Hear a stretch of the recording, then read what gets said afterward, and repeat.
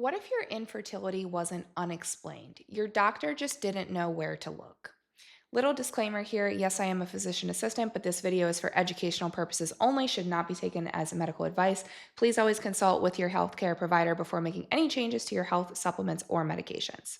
So, unexplained fertility. It's the diagnosis you get after a year of trying, a few rounds of blood work, semen analysis on your husband, maybe an HSG, and a shrug from your OB. Everything looks normal, okay? Nothing is technically wrong, and yet you still do not have a baby.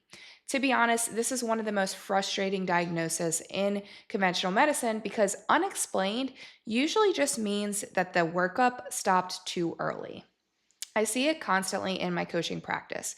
Women in their early to late 30s, healthy on paper, doing all the right things, and they're told that their case is a mystery. The standard fertility workup is just genuinely very shallow. So today I'm going to walk you through the 7 markers that I run on every trying to conceive client and the standard workup that is usually missed.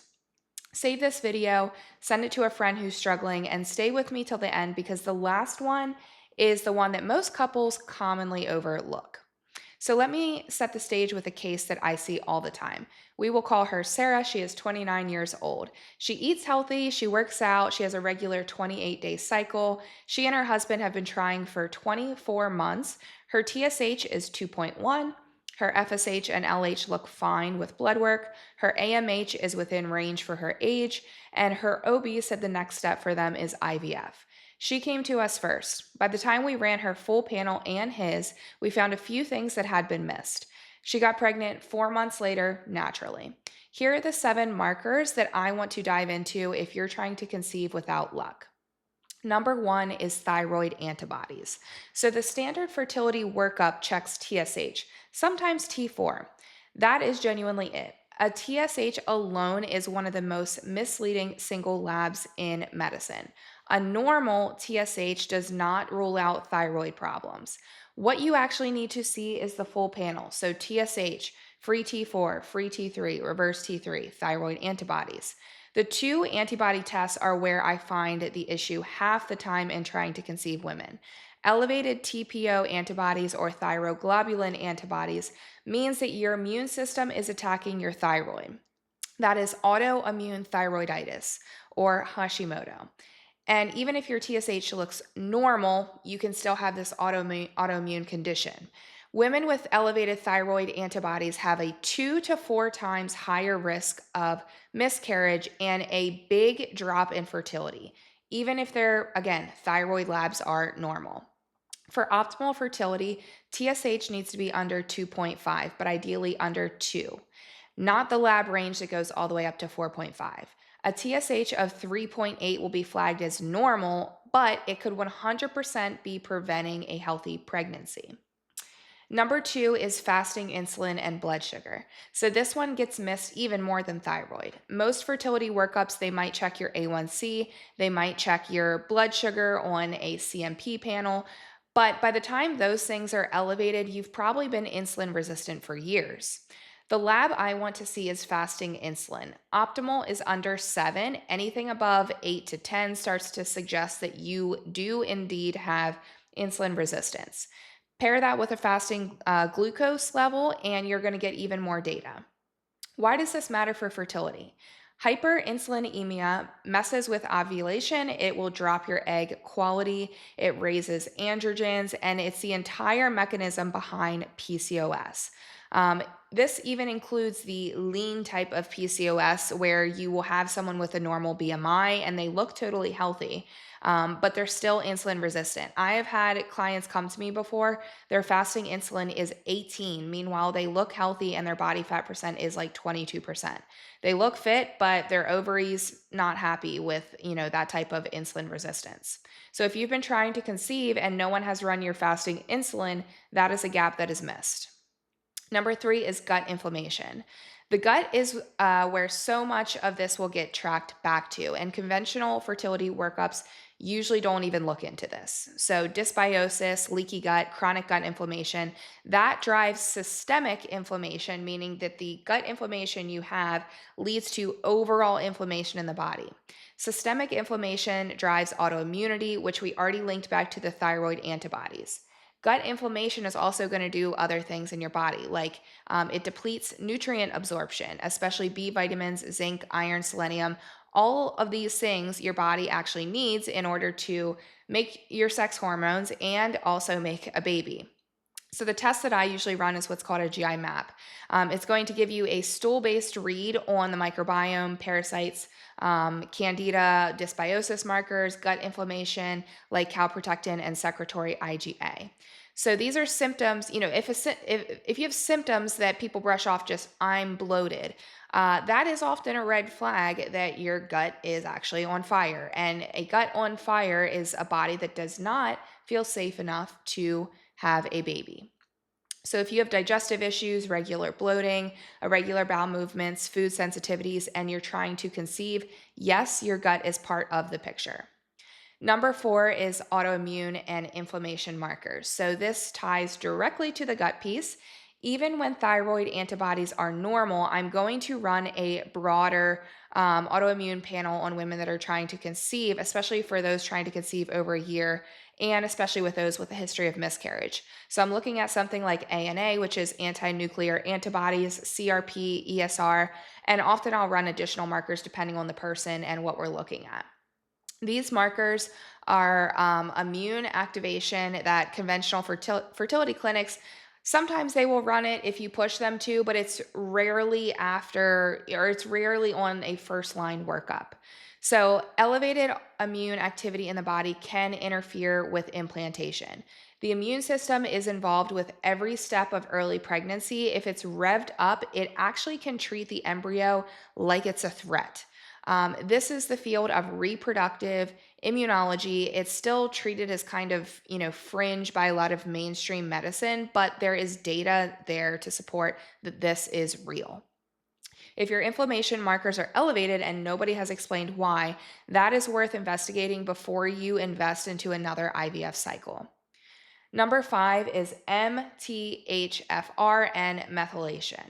Methylation is one of those words that kind of sounds intimidating, but it really shouldn't. So, methylation is basically a chemical process that your body uses to build DNA. It clears hormones, detoxes, and yes, it does help make a baby.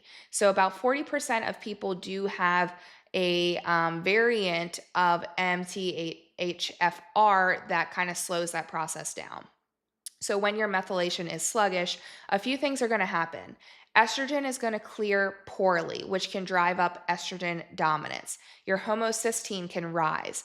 That then leads to damaged blood vessels, which also include the vessels that are used to help um, feed a developing embryo. Okay, so folate metabolism also gets disrupted, and that is a very big deal in pregnancy. Here's the kicker here. So, a standard prenatal vitamin is going to use folic acid. That is the synthetic version.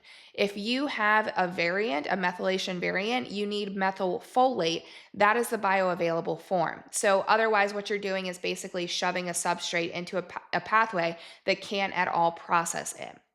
So, with blood work, I'm going to check on homocysteine, B12, folate as part of my trying to conceive workup. If you've had recurrent miscarriages and nobody has checked these things, that is another gap. Number 6 is luteal phase defect. This one is huge. Conventional medicine often never catches it because they don't look at your cycle the way that a functional practitioner does. So, your luteal phase is the second half of your menstrual cycle. It's from ovulation to start of your menstrual bleed. It needs to be at least 10 days, but ideally 12 to 14, with adequate progesterone for implantation to actually occur. If your luteal phase is short or your progesterone is low, the embryo cannot stick. So you can ovulate, it can be fertilized by the sperm, but you can still lose the pregnancy before you even knew that you were pregnant. And a lot of these, like, I just can't get pregnant cases, are actually people that just had very early losses that were never really tracked. So the labs that I want to see is a mid-luteal serum progesterone. So this is typically going to be around day 21, but again, that day 21 mark is only if you have a 28-day cycle. We need to base this off of what your cycle is doing. So ideally, you would get a Dutch test to get a full read on your sex hormones. This also includes how you metabolize estrogen and progesterone across the cycle. Mid-luteal progesterone, need to see it above 10. That is like the lowest mark that I want to see in someone that's trying to conceive. Above 15 is definitely better. If you're sitting at a 6, your body is genuinely not making enough in order to hold a pregnancy. And we're going to work backwards from there. Okay, so stress, low body fat, undereating, thyroid dysfunction, all of these things will tank your progesterone, and we need to work on all of it before you try to conceive again.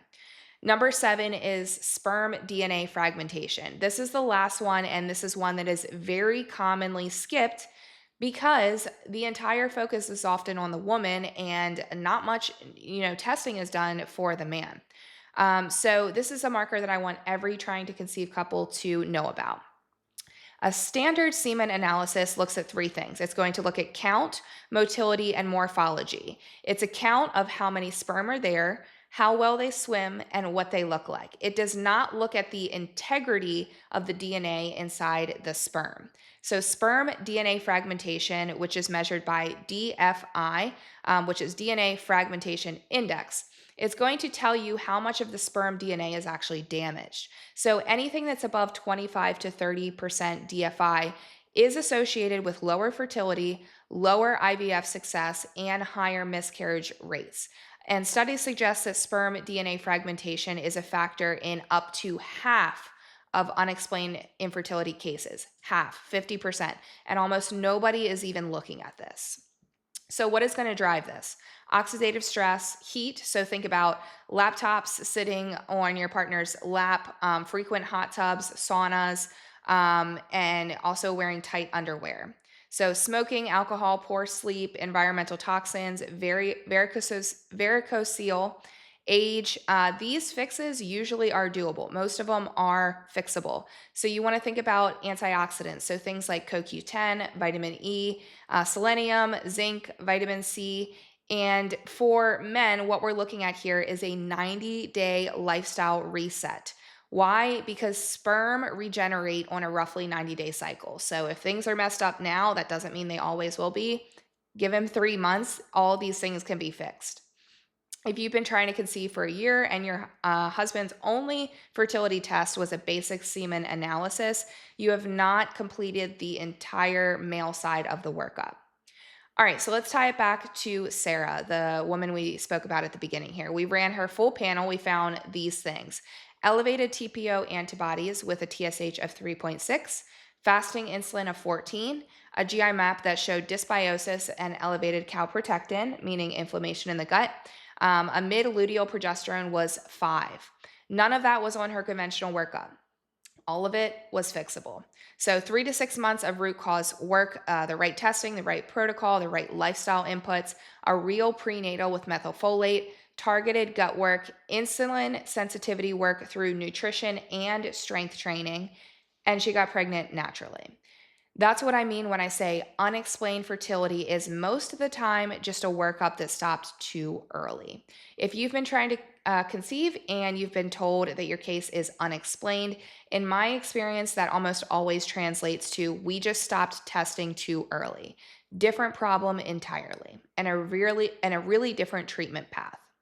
So if you're sitting there and you're realizing that you haven't had any of these labs run, that's exactly what we do inside of TCY: functional blood work, GI map, Dutch test, sperm DNA fragmentation. That is the whole picture.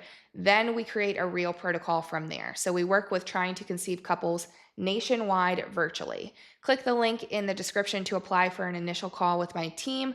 We'll walk you through where you are, where the gaps probably are, and whether one-on-one coaching is the right next step for you guys. The earlier we catch this stuff, the easier it is to fix. If this video helped you, save it and share it with a friend. Thanks so much, guys. I'll see you in the next one.